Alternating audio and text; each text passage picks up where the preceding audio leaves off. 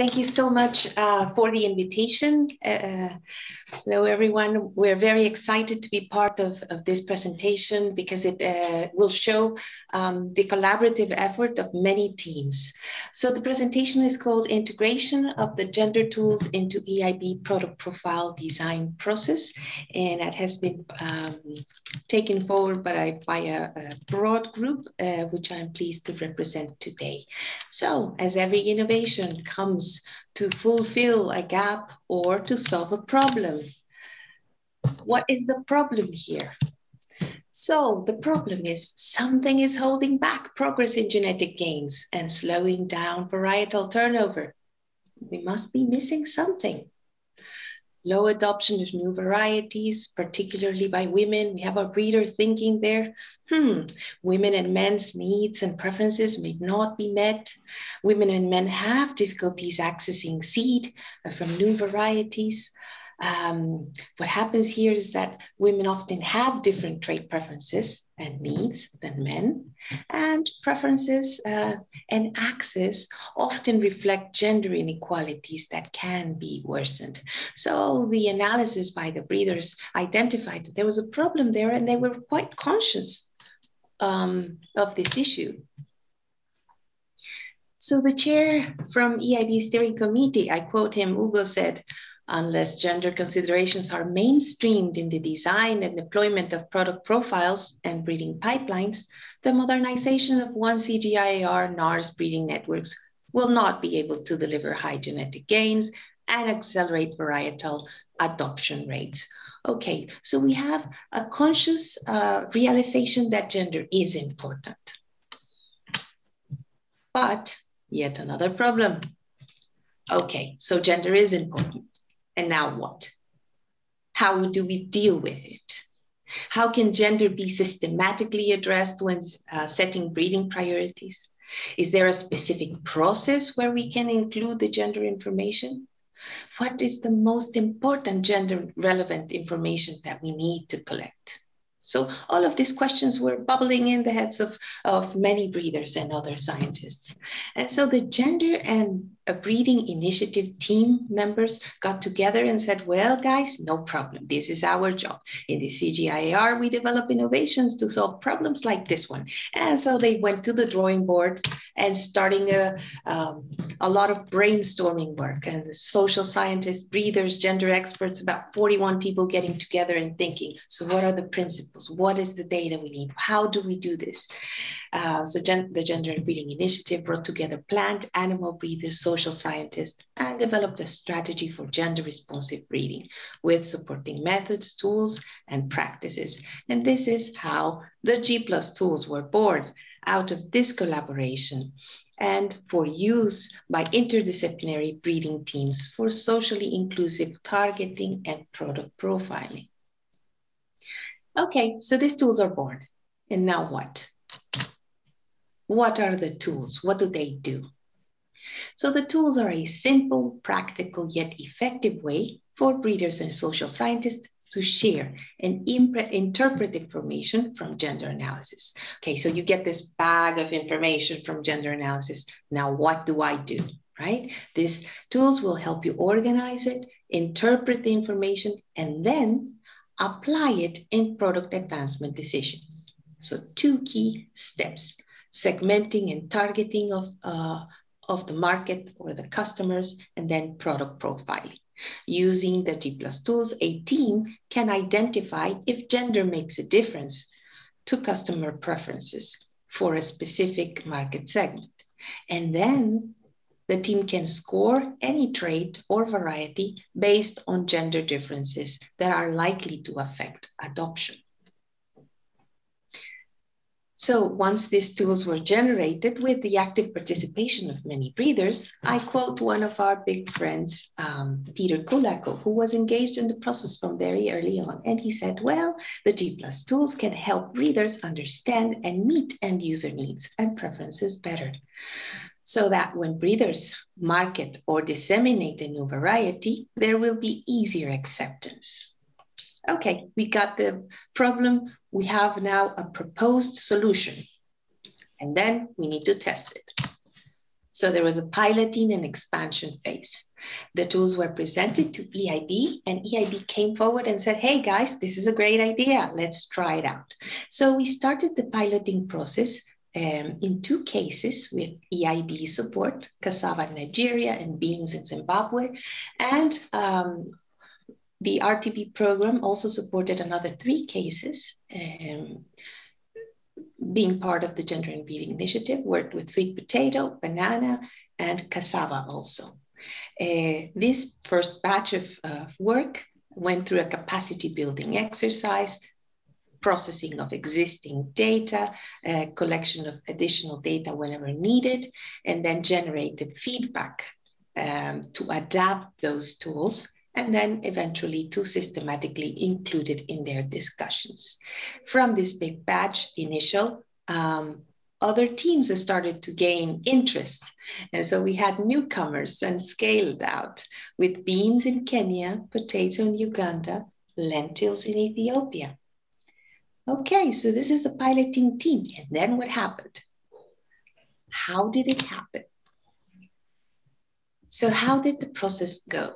We first identified motivated breeders, friends like Peter and any specific breeder that were very interested in working on gender. We identified them. We made sure they were going to commit and collaborate in the process. Then we structured an interdisciplinary team. It is not just the breeder or the gender expert, but also other market scientists and food processors, nutritionists, and other researchers that will contribute to this analysis. With this team, we used the G+tools to organize data and to identify gaps. Later collected missing data and use the data to inform product advancement decisions. The big challenges, well, many of them, but to mention a few challenges, probably insufficient awareness and interest in what this means or how it can help. Access to market studies is often incomplete, expensive to gather. There are limited access to resources, financial and also personnel. Sometimes the data available, FAO, World Bank, etc., have large data sets, but they lack gender disaggregation or sex disaggregation in some cases. And at many times there is some qualitative data available, but it's rather fragmented and difficult to use. So we found big challenges. Nevertheless, with the available information, we piloted and achieved some learning. Now I'm going to share with you some of the lessons and what we learned in specific cases. In the cassava case, a big thing was to identify that processing and food quality traits are crucial for breeding decisions because women dominate the segment of cassava processing and marketing for food products.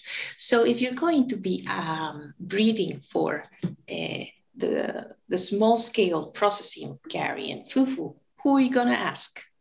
It's not the Ghostbusters. It's probably many women and men, but mainly women because they are a big part of the population about what are the quality traits required. Traits related to food products are critical, not only for processing, but for home consumption. And they may determine adoption. So a lot of effort went from the cassava team into further exploring and understanding those quality traits, both for processing and for home consumption. And we had one of our partners here, a breeder in Zimbabwe. She said, well, the G+tools can enable breeders to design varieties that suit the needs and preferences of its customers by developing the right products for the right customers. Okay, excellent examples from cassava in Nigeria. One of the big things that cassava team found was that it is not only about the data and not only about the analysis of traits, but it's also about the institutional dimension. So institutionalizing an interdisciplinary breeding management process is necessary. The figure there is very small, but what it's telling us basically, it's the decision rights. So the different stages in the stage gate process, who participates, what are the decision rights they have, when and how do they engage. Mapping that out is critical to make sure that gender-related, gender-relevant information is included in all stages, but not just included as information for reference, but included in the decision-making in the discussion process. On that point, Elizabeth from IITA said, well, those G+ tools can enhance the synergy between breeders, food scientists, and social scientists through interaction and discussion at every stage of breeding a new variety. Okay, so this is touching up not only on the traits and the preferences, but also on how we decide and the institutional framework for the process. Thanking the cassava team for their examples, we move now into the sweet potato case. The sweet potato case also performed a rather big exercise discussing with multiple actors. And they found that absolutely engaging with the breeders, as many breeders as possible from the start, is crucial. Farmers, processors, and seed multipliers can also help us visualize the inadequacy or the inequalities that certain traits may perpetuate. Sometimes we're not aware of those inequalities, but when engaging with other actors in the value chain, they help us clarify, identify those inequalities and address them. Furthermore, the sweet potato team found that not all traits may be valued positively. Some may have a downside to it, but there can be potential for mitigation strategies, for making things, enhancing things so that they do not cause any harm. And that those mitigation strategies can be better identified through a close interaction with the broader team. So finding consensus and discussions across the bigger team. They also found that some traits are still untouchable for our breeding colleagues. For example, yield, even though there might be some potential evidence of disparities. And this needs to be understood better and worked with our partners, because sometimes yield is a limit, not necessarily coming from the breeders, but from the regulations. And that's why we need to engage more closely with partners. Some evidence that Sweet Potato found from one of its last meetings, as you can see in the graphic, is taste, one of the traits. You can see the comparison in blue, women, and in green, men. And about 80% of participants, women, mentioned taste as being a key trait. And you didn't have any men mentioning taste, right? So it is that kind of difference that will help us inform how to shape breeding priorities in the future. All other traits have, a varied level of preference, but that one stands out very clearly. From the sweet potato case, Bernard said, for long, we have been trying to integrate a gender angle in breeding without much success. These tools help to do a thorough analysis and to reflect on gender issues that you may have missed or taken for granted in the past. So it's kind of looking back and thinking, what did we do? What did we miss? Some lessons from the beans case. The beans case was very concrete in identifying specific traits. So gender analysis using the G+ tools prompted a strong consideration of culinary traits like taste and fast cooking.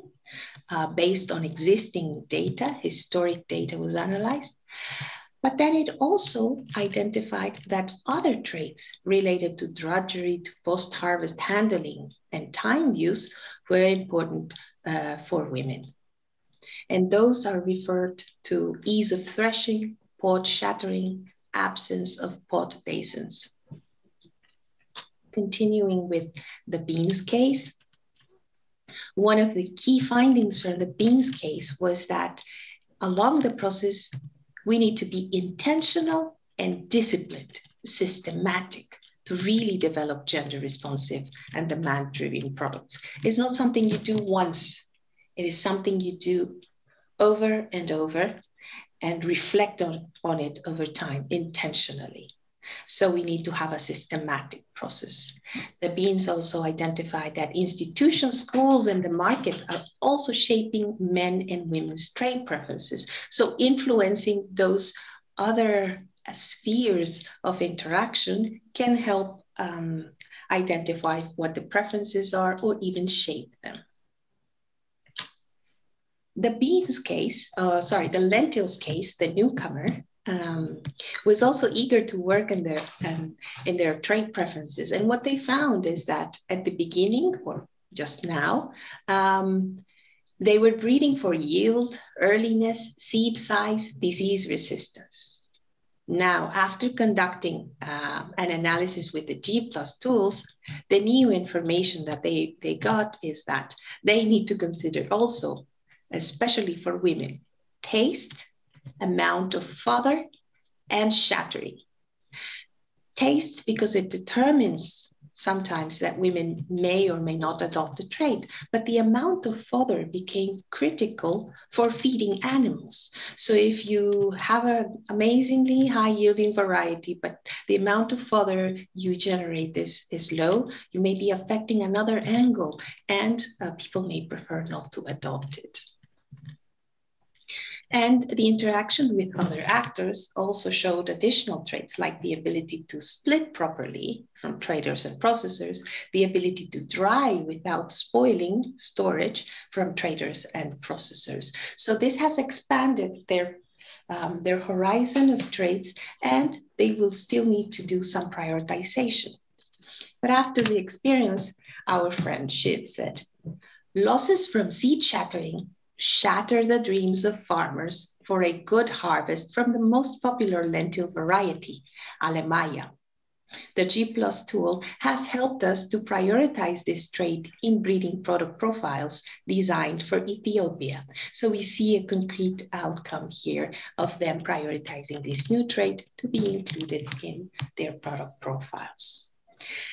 All right, so we've seen the excellent examples from the different teams and what they found from the use.